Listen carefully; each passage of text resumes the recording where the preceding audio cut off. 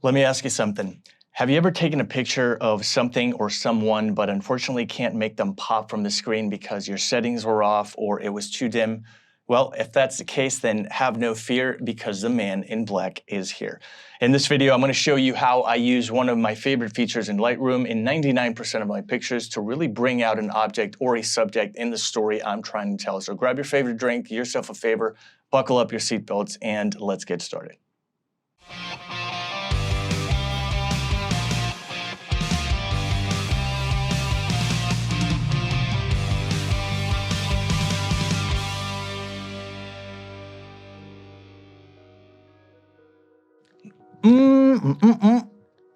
So good to be seen, and it's even better to see what's going on. I hope you're doing well and staying safe, Omicron free, of course. If you are now watching after Christmas, happy holidays to you and your family. Thank you so much for being here.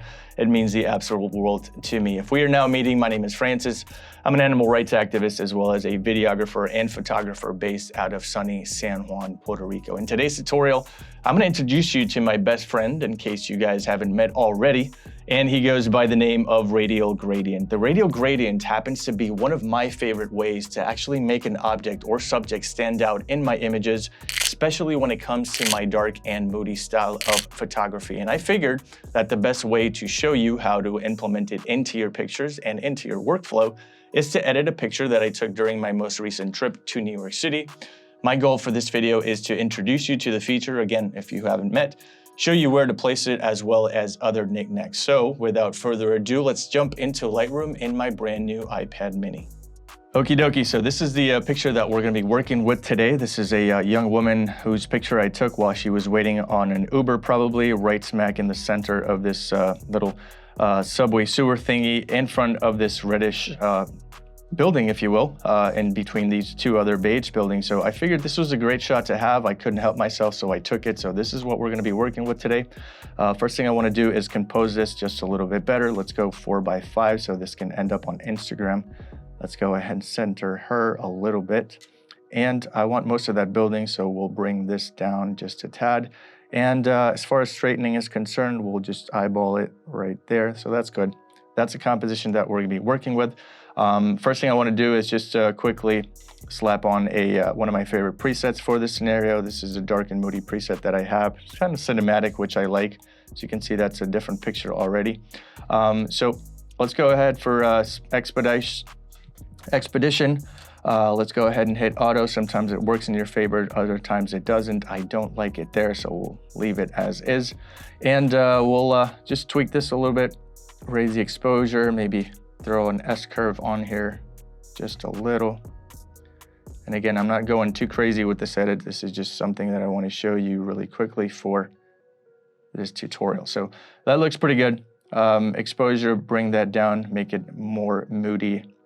Highlights down, shadows up, whites down, and that looks pretty good already. So here's the fun, where the fun begins. Yeah, that looks pretty good.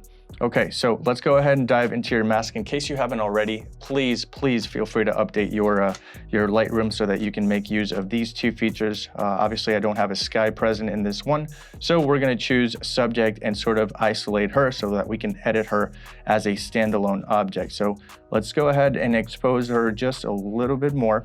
Raise her shadows from the jacket and the jeans just a tad, nothing too crazy. And voila, she's looking better already. However, to put the finishing touches on this, what I really want to do is use the aforementioned Radial Gradient, which is my best friend. If you haven't ever used it, the way it works is you definitely want to start at somebody's midsection and work all the way up, increase that so we have a little room for wiggling later.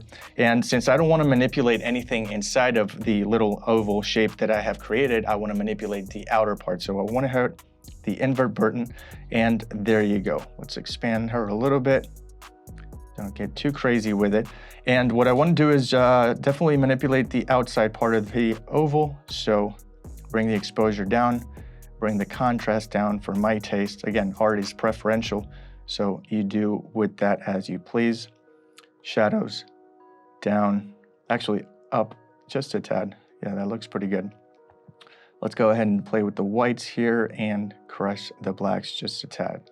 So there you have it. That is the way I like to implement and make her pop. As you can see immediately when looking to the picture before, everything gets kind of lost in translation, but as you edit the picture with a nice preset and the radio filter, boom, she pops from the screen. As you can see, it's a little noticeable, but it's subtle. You don't want to get too crazy with the radio filter because it might actually end up hurting you more than doing good. So there you have it. I think this is a wonderful picture, and I honestly hope this woman got home in time for Christmas dinner. So there you have it. Bob's your uncle, Sally's your aunt, and I might actually be your brother. You never know.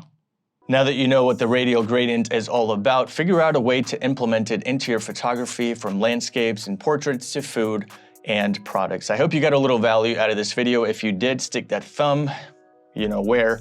And if this was our first date, I'd like to take you out again. Hit that subscribe button and bell so that we don't end up on missed connections section of Craigslist, and I will see you in the next episode. As always, take their pictures, not their lives. See ya.